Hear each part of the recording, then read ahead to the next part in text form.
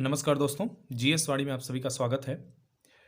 जैसा कि हमारी प्राचीन इतिहास की श्रृंखला चल रही है और सैंधव सभ्यता में हम आगे बढ़ते हुए आज सैंधवकालीन आर्थिक व्यवस्था के बारे में देखने जा रहे हैं, economic system in Indus Valley civilisation.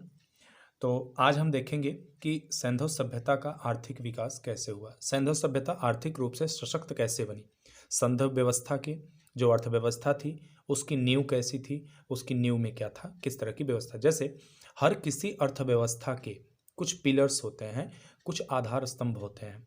उसी तरह से सैंधवकालीन सभ्यता का जो आधार स्तंभ था उसकी अर्थव्यवस्था का, वो क्या था, उसके बारे में डिटेल में देखेंगे।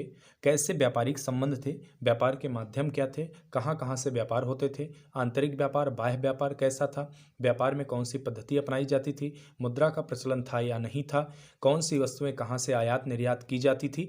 इन सारे प्रश्नों का उत्तर आपको इस वीडियो में मिलने वाला है।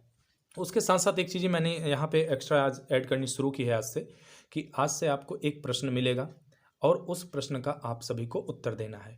इस पूरी वीडियो को अगर आप ध्यान से सुन रहे हैं तो आपको इस प्रश्न का उत्तर अवश्य मिल जाएगा, अन्यथा मैं अगली वीडियो में आपको इस प्रश्न का उत्तर दूंगा। और यह प्रश्न इतने अच्छे से मैं बना रहा हूँ, देखिए, या तो प्रीवियस ईयर में आए हुए प्रश्न हैं किसी परीक्षा में, चाहे वो आईएएस की परीक्षा में, चाहे वो पीसीएस की परीक्षा में, या किसी एनडीएस सीडीएस की एग्जाम में जो सामान्यतः आयोग द्वारा लिया जाता है, या फिर वे प्रश्न आने की पूरी संभावना रहेगी। तो आप लोग ध्यान से वीडियो को सुनिए और लास्ट में क्वेश्चन अटेंड करिए। उम्मीद करता हूं कि क्वेश्चन अटेम्प्ट करने के बाद आप लोगों को काफ़ी विश्वास हो जाएगा कि वीडियो हमने अच्छे से सुना, हमारा तैयार हो गया है। अगर नोट्स बना रहे हैं तो इससे बेहतर कुछ हो ही नहीं सकता। तो चलिए आगे बढ़ते हैं। पहला हमारा है, हड़प्पा सभ्यता के उत्कर्ष का प्रमुख कारण जो था उन्नत कृषि और व्यापार था। तो यहाँ एक चीज हमें पता चल गई कि हड़प्पा कालीन अर्थव्यवस्था का आधार स्तंभ क्या था, कृषि और व्यापार। ये दो चीजें थी, वहां पे व्यापार का अच्छा खासा प्रभाव था और कृषि का।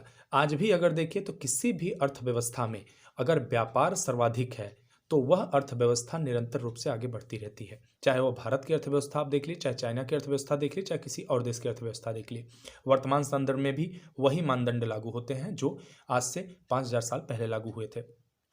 यहाँ के निवासियों का मुख्य कार्य कृषि और विदेशी व्यापार था। परिणाम स्वरूप यहाँ की अर्थव्यवस्था काफी उन्नत किस्म की हो चुकी थी।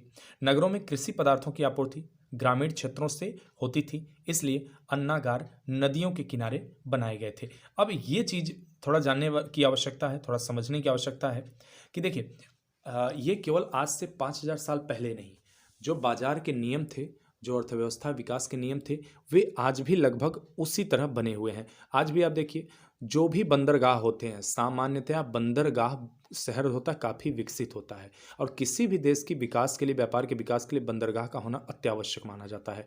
और देखिए, अगर जल परिवहन, चाहे वो आपका सड़क परिवहन हो, चाहे वायु परिवहन हो, चाहे वह रेल परिवहन हो, इन सभी से काफ़ी सस्ता भी पड़ता है और सुगम भी रहता है। आज तो अत्याधुनिक मशीनें बन चुकी हैं तो काफ़ी सरल और सस्ता हो चुका है, लेकिन उस समय भी इस तकनीक का प्रयोग किया जाता था। तो जो सामान्यतः नगर देखेंगे आप, या जो भी सभ्यताओं का विकास हुआ, वे सभी इसीलिए नदियों के किनारे ही हुए थे, और इसलिए अन्नागार भी नदियों के किनारे ही बनाए जाते थे।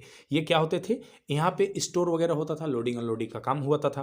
कालीबंगा से जुते हुए खेत, धौलावीरा से जलाशय, रेशेदार जौ और गोसीपियूस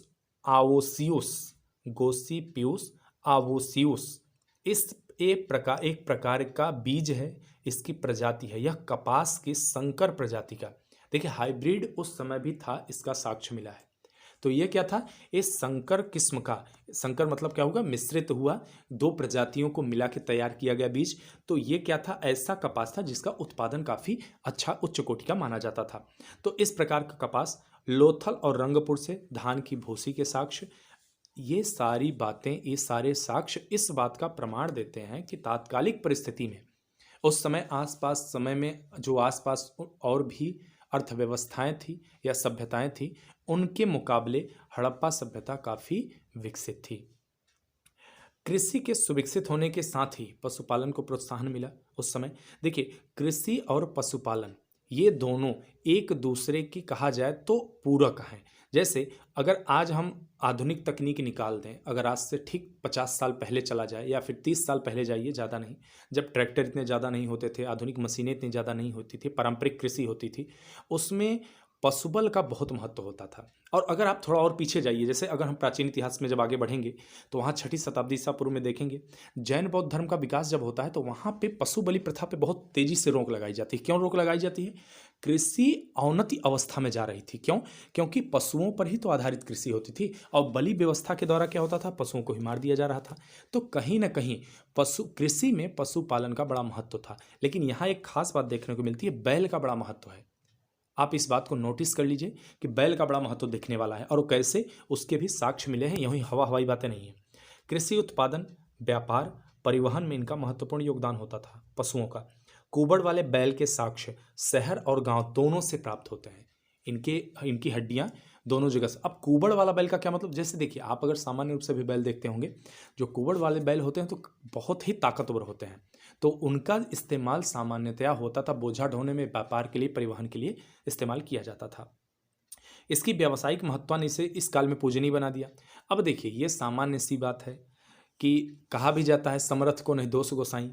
ठीक है, तो अब ये भी है, और एक साथ ये भी बात होती है कि अगर कोई व्यक्ति सक्षम है तो वह समाज में पूजनीय है। यदि आप अपने ऊपर देख ले, अगर आप सफल हैं तो आप हर किसी के लिए आदर्श बन सकते हैं, हर किसी व्यक्ति के लिए आप आवश्यक हैं। लेकिन यदि आप असफल हैं तो आपकी कोई महत्ता नहीं है, आपकी बातों का कोई वैल्यू नहीं है। लेकिन अगर आप सफल हो गए तो आप अगर एक भी बात बोलिए जिस बात में ना ही व्याकरणिक शुद्धता हो, न उस बात में शब्द का महत्व हो, न सही शब्द चयन हो, लेकिन अगर आप सफल हैं तो आप कुछ भी बोलते हैं तो लोग आपको सुनते हैं, लोग आपकी कदर करते हैं। तो कहीं न कहीं उस समय भी इस बैल का बड़ा महत्व होता था। तो इस बैल का हर जगह प्रमाण मिलता है आपको, तो इसे पूजनीय बना दिया गया। हालांकि ये इस नज़रिए से इसे ना देखा जाए, अगर इस नज़रिए से देखते हैं तो कहा जाए उपयोगितावाद है, कुछ गलत नहीं है। भेड़, बकरी, हाथी, भैंस, गाय, गधे, इन सब के भी साक्ष्य प्राप्त होते हैं। ये अनुमान लगाया जाता है कि ये सब भी उस समय मौजूद थे। व्यापार परिवहन की आवश्यकता ने नदियों के किनारे नगरों के विकास को गति दी। व्यापार और परिवहन ने बंदरगाह, चौड़ी सड़कें आदि व्यापार का प्रमाण देते हैं। चौड़ी सड़कों का होना भी कहीं न कहीं इस बात का प्रमाण है कि व्यापार के लिए ही सड़कें इतनी चौड़ी बनाई जाती थी। लोथल से प्राप्त साक्ष्य एशिया, फारस की खाड़ी, ईरान, बहरीन, मेसोपोटामिया, मिस्र आदि से व्यापार को प्रमाणित करते हैं। लोथल से कुछ ऐसे साक्ष्य प्राप्त हुए हैं जिससे इस बात का प्रमाण मिलता है कि हमारा आयात निर्यात का संबंध इन देशों के साथ भी था। मतलब एशिया को के बाकी देशों में भी हमारी वस्तुएं जाती थी, वहाँ से वस्तुएं आती थी। फारस की खाड़ी में भी, ईरान में भी, बहरीन में, मेसोपोटामिया, मिस्र आदि में भी। मोहनजोदड़ो से मेसोपोटामिया की मुहर प्राप्त हुई है, जिससे पता चलता है कि मेसोपोटामिया से हमारे व्यापारिक संबंध थे। और हड़प्पा की मुहरें मेसोपोटामिया में प्राप्त हुई हैं। किसी भी स्थल से सिक्कों के साक्ष्य प्राप्त नहीं हुए हैं। ये नोटिस करने वाली बात है, सिक्कों के साक्ष्य प्राप्त नहीं हुई हैं, इसलिए ये माना जा रहा है कि जो व्यापार होता था वो बार्टर सिस्टम के द्वारा होता था, विनिमय के द्वारा होता था। अब विनिमय क्या है? उदाहरण के लिए मान लीजिए कि आपके पास गेहूं अधिशेष है और किसी व्यक्ति के पास चावल अधिशेष है, और आपको चावल की आवश्यकता है, उस व्यक्ति को गेहूं की आवश्यकता है, तो आप बराबर मात्रा में अदला बदली कर लेंगे। तो ये वस्तु विनिमय का हुआ। या फिर किसी व्यक्ति को कुछ और चाहिए, आपको कुछ और चाहिए, दोनों एक दूसरे के पास गए, वहां सहमति बनी और इस तरह व्यापार हो गया। तो ये एक तरह से देखिए, एक मोहनजोदड़ो मूवी है, आई है, बनी थी, उसमें ऋतिक रोशन ने अभिनय किया है। उस फिल्म में काफ़ी कुछ इसको दिखाने की कोशिश की गई है। अगर समय मिले तो उस फिल्म को जरूर देखिएगा। उसके अलावा किसी भी स्थल, हाँ, व्यापार जल स्थल दोनों से होता था। व्यापार दोनों स्थलों से, दोनों प्रकार से होता था, इसका भी प्रमाण मिला है। ठीक है, वहाँ पे क्या होता था, जैसे यहाँ से जो व्यापारी जाते थे, व्यापारी कहीं कहीं कुछ स्थलों पे जाके रुकते थे, अपने सामान को वहाँ इकट्ठा करते थे और फिर वहाँ से आगे बढ़ते थे। तो इसलिए ये अनुमान लगाया जाता है कि कहीं न कहीं व्यापार स्थल मार्ग से भी हुआ करता था। सैंधावासी बेबीलोनिया को तांबे का निर्यात करते थे। बेबीलोनिया क्या था? ईरान का स्थल था। बेबीलोनिया ईरान का स्थल है। तो यहाँ को जो है तांबा हमारे यहाँ से निर्यात किया जाता था। अब हमारे यहाँ तांबा कहाँ से प्राप्त होता था, आप इसे बताने का प्रयास करिएगा। हमारे यहाँ तांबा कहाँ से उत्पादन किया जाता था सामान्यतः। फिलहाल मैं अभी आपको एक चार्ट दूंगा, उसमें बताऊंगा कौन सी वस्तु कहाँ से प्राप्त होती थी, कहाँ आयात कहाँ से होता था, कहाँ से निर्यात होता था। भारत में कपास यूनान पहुंची, यूनान वगैरह में या बाकी देशों में भारत से ही कपास पहुंची है। और यूनान में इसे हिंडन कहा जाता था। क्या बोला जाता था इसे? इसे हिंडन कहा जाता था। यूनान वगैरह में जो कपास होता था, देखिए यहाँ एक हिंडन शब्द का इस्तेमाल हुआ है, तो इसे हिंडन कहा जाता था।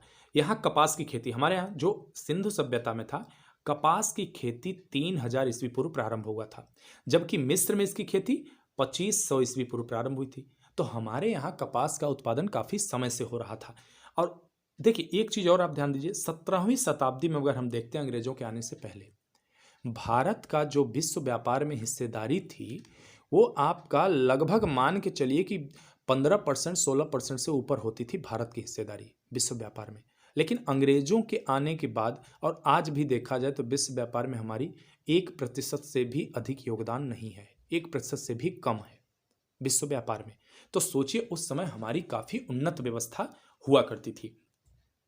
हड़प्पा के बाद भी काफी समय तक भारत का विश्व व्यापार में वर्चस्व बना रहा था। हड़प्पा, मोहनजोदड़ो, कालीबंगा, सूतकोटा से कुबड़ वाले ऊंट का जीवाश्म मिला है। तो कुबड़ वाला ऊंट भी व्यापार के लिए इस्तेमाल होता था। आज भी अरब देशों में या फिर आपके राजस्थान में कुबड़ वाले ऊंट का पर्याप्त इस्तेमाल किया जाता है व्यापार के लिए।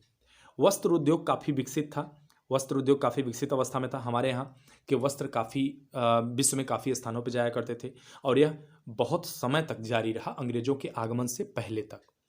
लोथल और चौनोदड़ो से मनके के कारखाने प्राप्त हुए हैं, जो कि बताते हैं कि उद्योग भी काफी विकसित अवस्था में हुआ करता था। यह हुआ। लोथल और बालाकोट से सीप उद्योग के प्रसिद्ध है। तो लोथल और बालाकोट नामक स्थान जो था वहां सीप उद्योग के लिए यह स्थान प्रसिद्ध हुआ करते थे। अब ये चार्ट है, देखिए मैंने बोला था जो चार्ट मैं ऐड कर दूंगा, आप इसको देख लीजिए, चाहे लिख लीजिए चाहे स्क्रीनशॉट ले लीजिए इसका। तांबा कहाँ से प्राप्त होता था? राजस्थान के खेतड़ी नामक स्थान से और बलूचिस्तान से प्राप्त होता था। लाजवर्द एक प्रकार की जो है मणि होती, एक प्रकार का पत्थर होता था, बदस्खां अफगानिस्तान से। फिरोजा टीन ये ईरान में प्राप्त होता था। चांदी राजस्थान की जावर एवं अजमेर की खानों से, अफगानिस्तान एवं ईरान से। सीसा अफगानिस्तान से। शिलाजीत हिमालय, गोमेद गुजरात से प्राप्त होता था।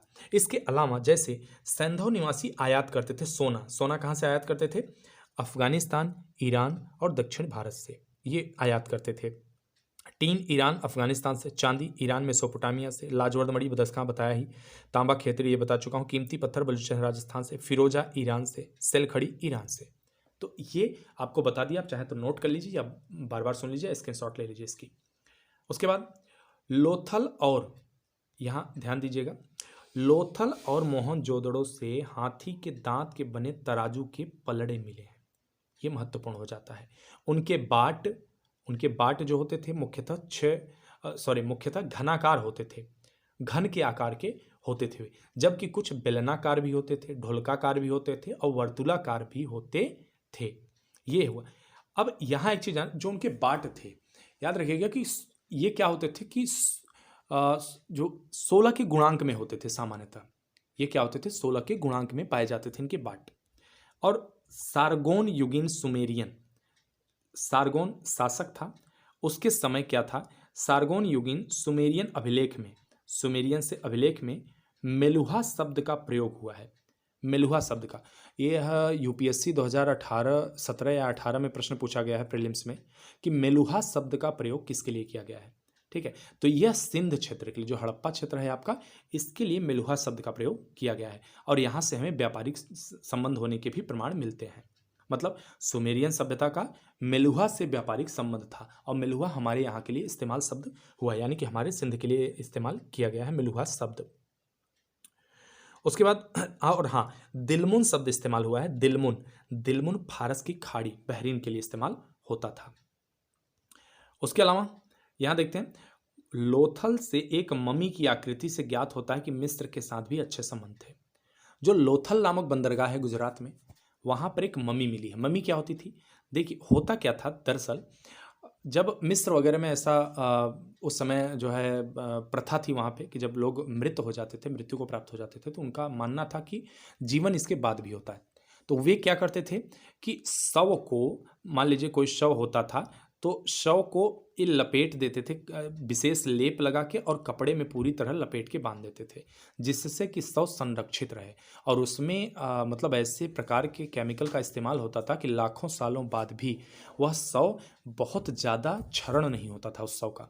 तो यह भी मिला है लोथल से, यह शव होता था मुख्य रूप से। तो देखिए, इसके कहने का तात्पर्य क्या है कि अगर ये साक्ष्य प्राप्त होते तो इसका मतलब है वहाँ से भी हमारे संबंध रहे होंगे।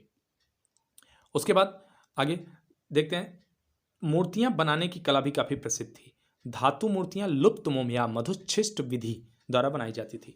अब ये धातु मूर्तियां, लुप्त मोम विधि क्या है? लुप्त मोम विधि का अर्थ होता है जैसे कोई पहले आकृति बनाई जाती थी, कोई आकृति, मान लीजिए कि कोई आकृति बनाइए, अब इस आकृति का उन्हें धातु की मूर्ति बनानी है तो पहले मोम की ऐसी आकृति बनाते हैं, उसके बाद उस पर धातु लेपित हो जाता था, गर्म करके धातु उस पर चढ़ा दी जाती थी।